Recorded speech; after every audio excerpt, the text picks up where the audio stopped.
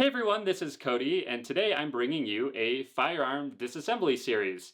It's been a long time since I've made a video like this just because YouTube rules have become a lot more complex regarding firearm content, so I had to make sure to review all those and that I'm in compliance with them. But really this is going to be a three-part series on disassembling the Generation 4 Glock pistol and reassembling it. Part 1, we're going to field strip the slide and completely disassemble it, except from the channel liner and the sights, which I'll talk about that a little bit later during the video. In part 2, I'm going to fully disassemble the frame, and in part 3, I'm going to fully disassemble and reassemble the magazine. This video is for demonstration purposes only. I am a certified Glock Armorer, so I can work on Glocks under warranty.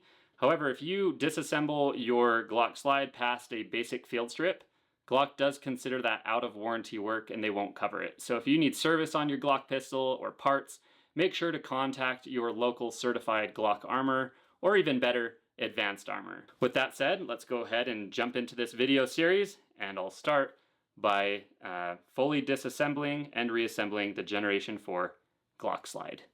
Doing a basic disassembly of the Glock slide, the only tool needed is a Glock Armorer tool. I would say the advanced disassembly, where the channel liner is removed and the sights, you will need some additional tools, but I usually never go that far, so the Armor tool is what I'll be using today, as well as safety glasses, which, safety first, right? So I'll put those on now. Obviously, the first step is to safety check the pistol, so I'm going to remove the magazine first and get rid of the ammunition source for the pistol. And see, there's no cartridges in there, so I'm good. I can go ahead and set that off to the side. Now I will do a safety check, make sure that the chamber is clear. There's nothing in there. I visually inspected that. No mag, okay. And then on the Glock pistol, I need to pull the trigger to field strip it. So I'm gonna point the pistol in a safe direction and pull the trigger. There we go. So to get the slide off, I need to pull down on the slide lock tabs on each side of the frame. So there's one here and one here, and I need to pull those down simultaneously. However, the slide is pushing on those, so you can't just pull down. There's too much force that would be required. So I have to take some of the weight off of these tabs by pulling back on the slide. So I like to use the rear sight as like a little finger stop, and I'm just gonna pull the slide back slightly. And then with my left hand, I'm going to pull down on those tabs on both sides with my thumb and my index finger. So I'm going to take some of the weight off the slide, pull down on the tabs, and take the slide off. Now this is the slide disassembly, so I can go ahead and put the frame off to the side. And now I can just field strip the slide. So I'll take the recoil spring assembly out. There we go. As well as the barrel. And just like that, two parts are out. And for the vast majority of Glock users, that is as far as you'll ever need to go. You're ready to clean the slide, it's been field stripped, clean the barrel, and get it back together. But this is the slide disassembly, so let's keep going here. Okay, so the first thing that I need to do is remove the rear plate back here. And in order to do that, I need to compress the spacer sleeve just a little bit to get that done. So what I'll do is I'm going to actually pull back on the firing pin here to give me some space. So I'll pull that back like that. And now I can actually slip my armor tool in there, and you can see that I can push on the spacer sleeve just a little bit. Okay, so I'm going to push down on the spacer sleeve, and I'm going to pull back on the rear plate at the same time and take it off. So I'll put my tool in there. There we go. I'm going to push down on the spacer sleeve and push the rear plate off. Just like that. Take my tool out, and there's the rear plate. With the rear plate removed, I can now remove the firing pin assembly from the rear of the slide. There it is. As well as the extractor depressor plunger assembly. With the extractor depressor plunger assembly removed from the rear of the slide, I can now remove the extractor by simply pushing on the firing pin safety, and the extractor should just fall right out. There we go. With the extractor removed, I should just be able to have the firing pin safety fall out right into my hand, and there it is. So there is the firing pin safety and the firing pin safety spring. Here I have the firing pin assembly, and this is really easy to disassemble. I'm just going to put the spacer sleeve into my table, and I am going to compress the spring with my fingers and remove the spring cups.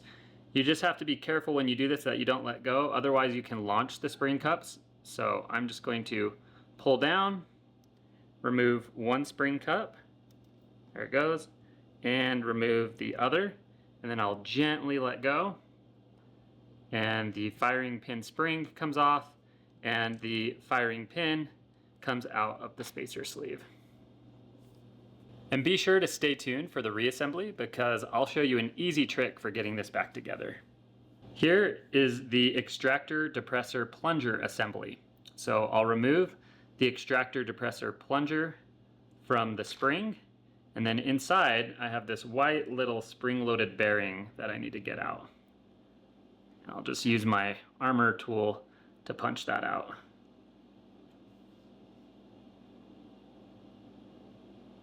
There we go. And it comes right out.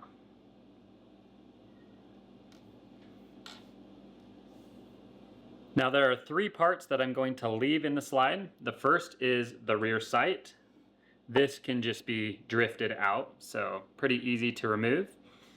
I'm also not going to remove the front sight. If I flip down the slide here, there is a screw that can be removed with a Glock front sight tool, but again, I'm just going to leave my front sight in.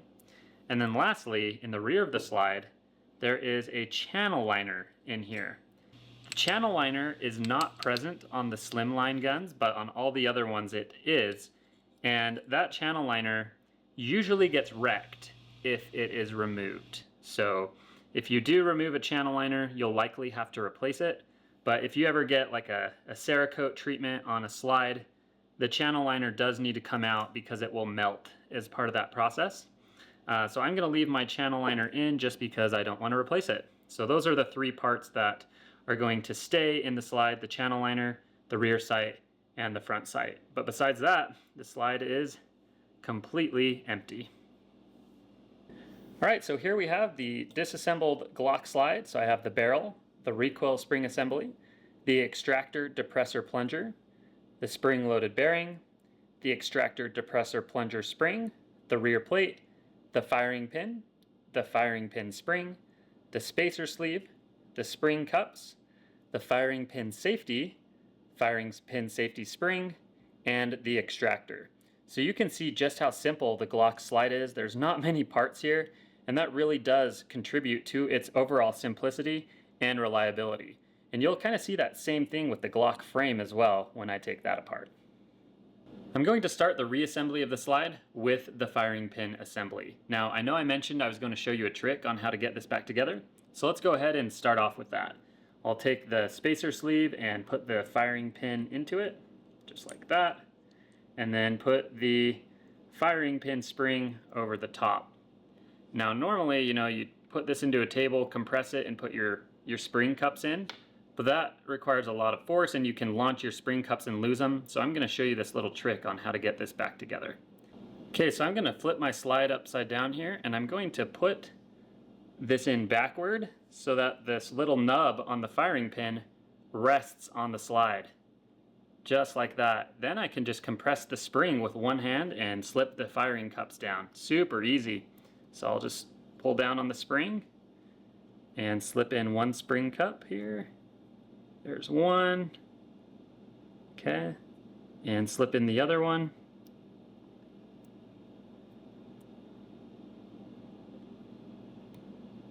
There's two, and let go. And pull this out. And there I have my firing pin assembly back together. One thing I wanted to show before I put the firing pin assembly back in the slide, so you look, there's two little notches in the firing pin. And that's because not all Glock firing pins are the same. They are caliber specific, and to denote that, Glock puts little notches into the firing pin.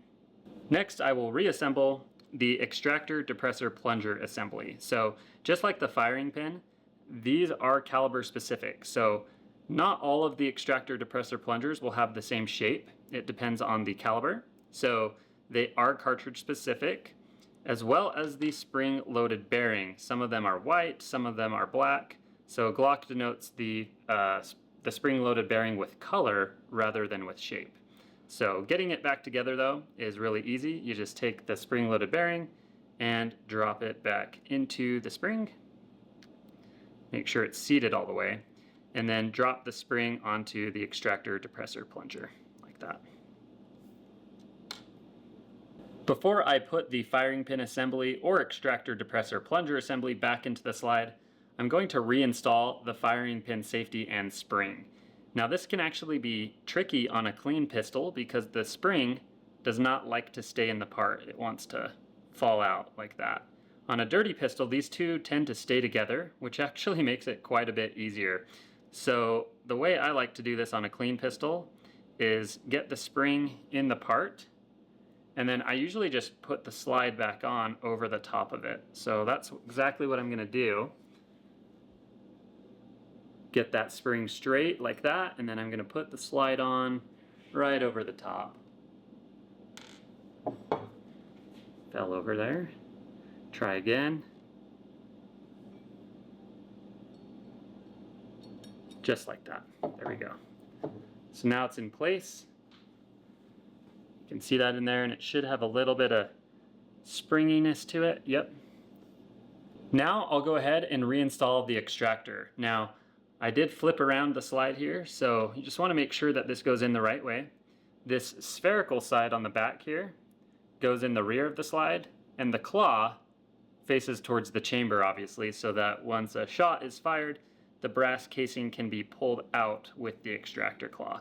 So to reinstall this, I'm just going to push in on the firing pin safety, compress that, and then while holding that with my finger, I'm going to take that round side, like I said, and put that in the back, and the claw will face the chamber. Okay, there we go. Now that I have the firing pin safety and spring, as well as the extractor installed in the slide, I can now take my firing pin mechanism and just drop it back down into the slide. There we go. Now here we have a really important part. It is very easy to install the extractor depressor plunger backwards. So if I go in this way, I'm going to have plastic spring-loaded bearing on metal extractor. That is incorrect. The proper way to do it is to have metal on metal. So metal on metal, and then on the back it's actually going to be plastic on plastic. Once I put the rear plate back on, I'll have plastic on plastic. So metal on metal for this part. With that said, I'll go ahead and put the extractor depressor plunger assembly back into the slide, and I'm going to put the metal part back down first. There it goes. So we have the plastic spring-loaded bearing here at the top, and then you can actually see the metal extractor depressor plunger against the extractor there. And then the rear plate is what's going to push these down so that they work properly. Okay, so I am just about done here. I'm going to take my rear plate and I'm just going to compress the firing pin assembly with my finger and get it started over the top. There we go, just like that. Now I'm up against the extractor depressor plunger, and I'm going to take my Glock tool and I'm going to push this down and push up with the rear plate and click it into place. Just like that. Now that the slide is back into its field stripped configuration, I'm just going to do a quick function check and make sure everything is good to go. So the firing pin should not be able to move forward unless the firing pin safety is pressed. That's one of the safeties in the Glock. So I'm going to try and force it forward. Nope, it is hitting the firing pin safety. It can't go forward. So let me push on this and it now should go forward. Yep, there it goes. And you can see it's protruding out right there. And now I should be able to pull back on the firing pin and it should squeeze right past there. And that popped back up. Yep, so this is working just fine. Awesome. And now I will check the extractor as well. I just want to make sure that there is spring tension on the extractor. So you can actually flip this upside down and the extractor is moving. So perfect, got spring tension there. Firing pin safety is working as it should. So yeah, everything looks like it's gonna be good to go. The last thing that I'll do is I'm just gonna push down on the firing pin safety and shake the slide, and the firing pin should move freely. So push this down, shake. Yep, and the firing pin moves freely in the channel. There's nothing obstructing it in there. So that is all good to go. Now you're probably thinking I just need to put my barrel back in and my recoil spring assembly to finish this off, and you'd be correct, but there's one other thing I wanted to point out real quick that can go wrong here. So on the barrel itself, you'll see a little round ledge here. That is where the spring is supposed to go. Sometimes you'll have people try and put it in on this top ledge here, but this is actually what locks the barrel into the slide lock, which you'll see in the frame disassembly. So the recoil spring needs to sit here in this rounded cavity. So just like this, instead of like that, it needs to be just like that, right in the round spot there. So with that said, I'll finish this off, drop the barrel back in, take the recoil spring, put that back in, and drop it into that round slot on the barrel.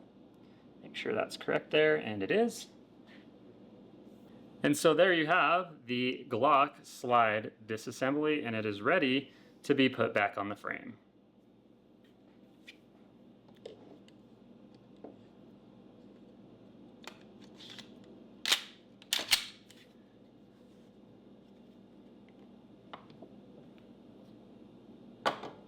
Pretty simple, right?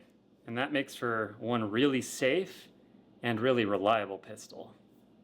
All right, everyone. Well, that wraps up part 1 of this disassembly series. I hope to see you in part 2 when I disassemble the Gen 4 Glock frame. So if you're interested in content like this, be sure to subscribe. Until then, I hope you're able to have some fun on the shooting range. And as always, be sure to practice safe firearm techniques, whether you're at home or on the range. So thank you very much for watching, and have a great rest of your day.